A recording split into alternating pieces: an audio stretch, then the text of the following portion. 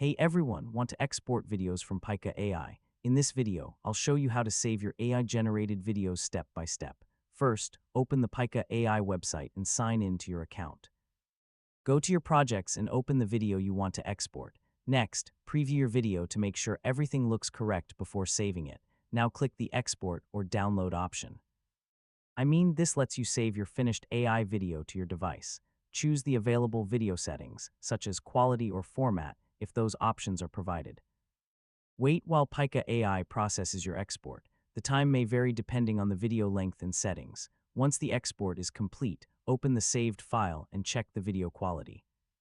If you plan to share it online, make sure the video format and size work well for platforms like YouTube, TikTok, or Instagram. And that's how you Maybe. I'll export think about videos it. from Pika Probably. AI.